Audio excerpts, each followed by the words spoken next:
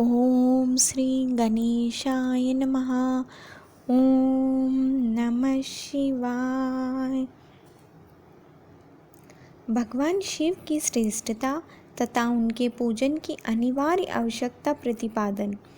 नारद जी बोले, ब्राह्मण प्रजापति, आप धन्य हैं क्योंकि आपकी बुद्धि भगवान शिव में लगी हुई है। विदे, आप पुनः इस विषय का सम्यक प्रकार से विस्तार पूर्वक वर्णन कीजिए।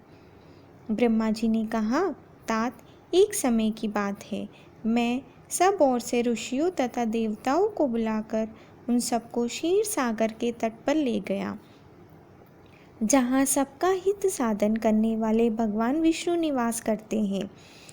वहाँ देवताओं के पूछने पर भगवान विष्णु ने सबके लिए शिव पूजन की ही श्रेष्ठता बतलाकर यह कहा कि एक मुहूर्त या एक क्षण भी जो शिव का पूजन नहीं किया जाता, वही हानि है, वही महान छिद्र है, वही अंधापन है और वही मूर्खता है। जो भगवान शिव की भक्ति में तत्पर है, जो मन से उन्हीं को प्रणाम और उन्हीं का चिंतन करते हैं, वे कभी दुख के भागी नहीं होते। जो महान सौभाग्यशाली पुरुष मनोहर भवन, सुंदर आभूषणों से विभूषित स्त्रियां, जितने से मन को संतोष हो उतना धन, पुत्र पौत्र आदि संतति, आरोग्य, सुंदर शरीर, अलौकिक प्रतिष्ठा, स्वर्गीय सुख, अंत में मोक्ष रूपी फल अथवा परमेश्वर शिव की भक्ति चाहते हैं, वे पूर्व जन्मों के महान पुण्य से भगवान सदाशिव की पूजा अर्चना में प्रवृत्त हो। जो पुरुष नित्य भक्ति परायण हो, शिवलिंग की पूजा करता है, उसको सफल सिद्धि प्राप्त होती है तथा वह पापों के चक्कर में नहीं पड़ता। भगवान के इस प्रकार उपदेश देने पर देवताओं ने उन श्रीहरि को प्रणाम किया और मनुष्यों के समस्त कामनाओं की पूर्ति के लिए उनसे शिवलिंग देने के लिए प्रार्थना की। मुनिश्रेष्ठ, उस प्रार्थना को सुनकर जीवों के उद्धार में तत्पर रहने वाले भगवान विष्णु ने विश्वकर्मा को बुलाकर कहा, विश्वकर्मन, तुम मेरी आज्ञा से संपूर्ण देवताओं को सुंदर शिवलिंग का निर्माण करके दो। तब विश्वकर्मा ने मेरी और श्रीहरि की आज्ञा के अनुसार उन देवताओं को उनके अधिकार के अनुसार शिवलिंग बना के दिए। मुनिश्रेष्ठ नारद, किस देवता को कौन सा शिवलिंग प्राप्त हुआ, इसका वर्णन आज मैं कर रहा हूँ, उसे सुनो। इंद्र प्रज्ञारक मणि के बने हुए शिवलिंग की और कुबेर सुवर्णमय लिंग की पूजा करते हैं। धर्म पीतमणिमय पुखराज के बने हुए लिंग की तथा वरुण श्यामवर्ण के शिवलिंग की पूजा करते हैं। भगवान विष्णु इंद्रनीलमय तथा ब्रह्मा हेममय लिंग की पूजा करते हैं। मुने विश्वगन चांदी के शिवलिंग की, वसुगन पीतल के बने हुए लिंग की तथा दोनों अश्विनी कुमार पार्थिव लिंग की पूजा करते हैं। लक्ष्मी देवी स्फटिकमय लिंग की, आदित्यगण ताम्रमय लिंग की, राजा सोम मोती के बने हुए लिंग की तथा अग्निदेव वज्र हीरे के लिंग की उपासना करते हैं। श्रेष्ठ ब्राह्मण और उनकी पत्नियां मिट्टी के बने हुए शिवलिंग का, मायासुर चंदन निर्मित लिंग का और नागगण मूंगे के बने हुए शिवलिंग का आदर पूर्वक पूजन करते हैं। देवी मक्खन के बने हुए लिंग की, योगीजन भस्ममय लिंग की, यक्षगण दधि निर्मित लिंग की, छाया देवी आटे से बनाए हुए लिंग की और ब्राह्मण पत्नी रत्नमय लिंग की निश्चित रूप से पूजा करती है। बानासुर पारद या पार्थिव लिंग की पूजा करते हैं। दूसरे लोग भी ऐसे ही करते हैं। ऐसे ऐसे शिवलिंग बनाकर विश्वकर्मा ने विभिन्न लोगों को दिए तथा वे सब देवता और ऋषि उन लिंगों की पूजा करते हैं। भगवान विष्णु ने इस तरह देवताओं को उनके हित की कामना से शिवलिंग को देकर उनसे तथा मुझ ब्रह्मा से पिनाकपानी महादेव के पूजन की विधि भी बताई है। पूजन विधि संबंधी उनके वचनों को सुनकर देवशिरोमणियों सहित मैं ब्रह्मा हृदय में हर्ष लिए अपने धाम में आ गया।